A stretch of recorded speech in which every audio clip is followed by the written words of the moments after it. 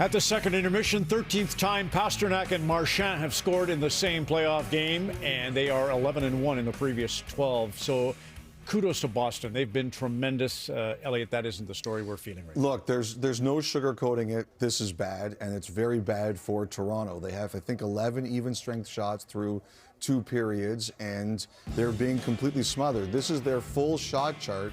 They're just not getting anywhere close where you really can expect to get a lot of high-danger chances on Jeremy Swayman. And some of that, yes, is pro-Boston, but a lot of that is Toronto just looks terribly controlled and discombobulated. And I think, you know, right now, like, the fans are booing them, and I would never say they're not trying. I think that's a stupid thing to say, that they're not trying.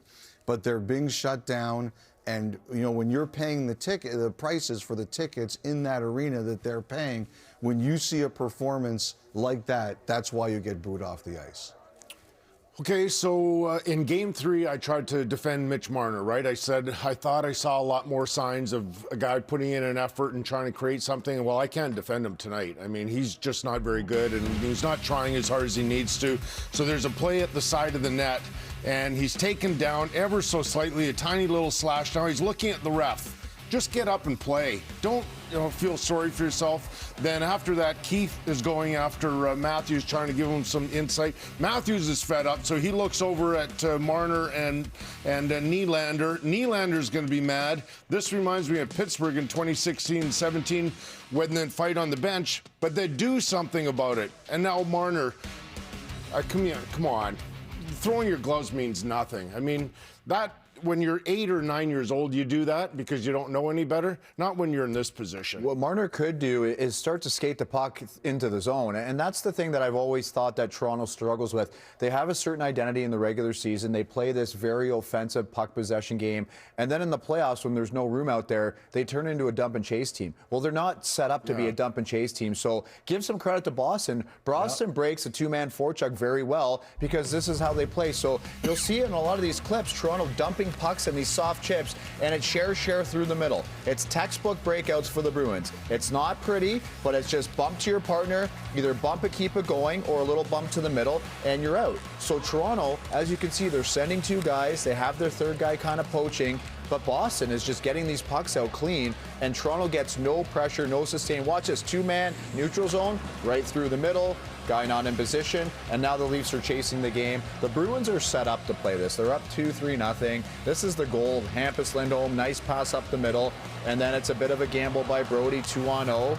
And then here you go. Like, the Leafs are having trouble scoring goals, but a lot of it is because they're not playing the way that they normally play in the regular season. When they're a really good team and they have success, they always change a little bit in the playoffs, and this doesn't suit their style. I think if you watch, and you don't feel he's done it as much, and I would always defer to you because you played at a high level, and obviously I didn't, but it looks to me like Keith has tried to move guys around, different groups, different rotations, and nothing's working. And it looks like they're almost stuck. Like, it kind of reminds me of some of the elimination games when something goes wrong in the past and they kind of freeze. They just almost seem to have, as a group, no answer for what He's doing all the textbook stuff. Like, when there's an icing, you get out Matthews, your top line. When there's another icing and you have the Frederick line out, you load up Marner, Matthews, and Neal. He's doing all the textbook coaching stuff. So he's trying. He's trying to get him out, but there's going to have to be some sort of coaching adjustments as far as how are we going to penetrate this Bruins defense? Do we need to join have the defenseman join the rush? Do we need to start rimming pucks hard so then we can bump it back down low and actually get some zone time? There needs to be a little bit of strategy here. They have no trust when they shoot either. I mean, they're lofting at Swayman. It's not one of those where they're getting in a shooting position and ripping it because they feel like they have a chance to score. They are defeated. And nobody in front. Nobody in front, like your shot chart. If I was to say what it reminds me of, it's when Detroit took forever to finally get their Stanley Cup. Steve Yzerman, you know, that's right. 14 years. But Yzerman, I'll tell you why I pick Yzerman is because he's not a big player. He played hard, fought, blocked shots, won draws, everything. But Marner is not a big guy, so that can be a criticism, right? When playoff hockey Marchand's not a big guy. No, he plays on the middle. Pasternak isn't. Pastrnak has been, I've loved watching him. He's taken a beating this series. He's taken some really hard hits. Yep. I haven't, to your point, Kel, I haven't seen him one time look at the referee. He just gets up and he plays like we showed Draisaitl last night. The Stars are going to get punishment. That's the playoffs. You got to play through it. The Bruins believe they are going to win. They just believe it. It's been 248 consecutive games. Toronto has not been shut out, regular season and playoffs combined. They are in a huge hole tonight on Hockey Night in Canada. Faced with losing Joe Sakic, the Avalanche attempt to match a $15 million offer from the New York Rangers and find a lifeline from an unexpected place. Watch Saving Sakic, now on Prime. Unforgettable moments created with Bet99. Celebrate concerts. Cheer at games. Bet99 is there. Embedded in your community. Supporting your local event. Experience our same-game parlays.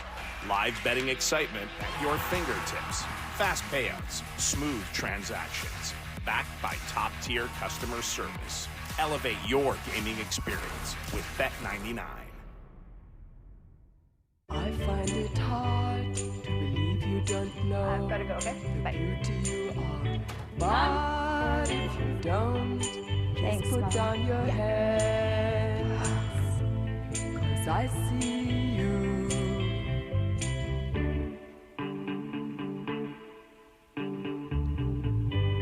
I be your mirror. You were made to dream about it for years.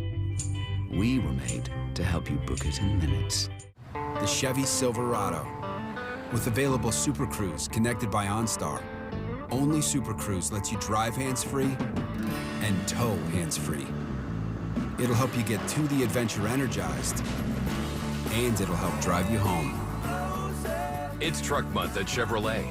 Get $6,500 off select new 2024 Silverado models. Offer ends April 30th. Get one before they're gone. City TV Plus has new seasons of all your favorite shows on demand. Plus more. Canada's Got Talent, $1 million season! Try it, stream it, love it. Start your free trial with Prime Video channels today. Maybe our killer's plan is starting to unravel. Maybe we have two different killers. We need proof of murder. That I can use. Take them away. Sprinkled, drizzled, or straight up. There's a million ways to eat Cavendish Farms fries, but only one way to make them. The right way. Cavendish Farms fries. Made our way. Enjoyed your way. If you're frustrated with occasional bloating or gas, your body's giving you signs. It's time to try Align. Align Probiotic was designed by gastroenterologists to help relieve symptoms of irritable bowel syndrome. When you feel the signs, it's time to try Align.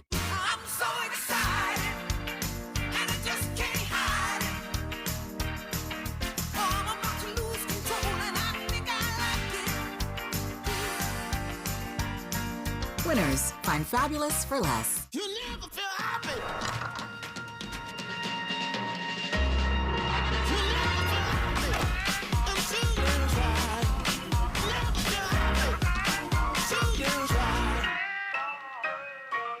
We're up against some really bad guys.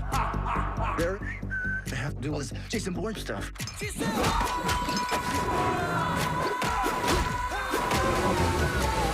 That was pretty cool, actually. So cool. One last stunt, going down in a blaze of glory. You know, like Thelma and Louise. They die at the end. Exactly. Oh, amazing. Watch this.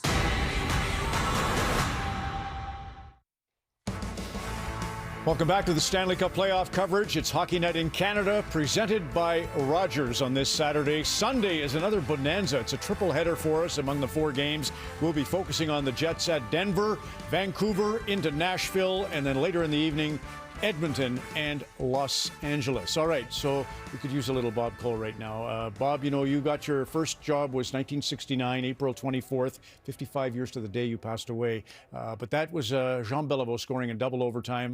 Momentous call for you. Hockey Night in Canada, 69. How'd you get the job? That's what everyone wants to know. How did he get the job? This is his audition tape 2 years earlier, 1967.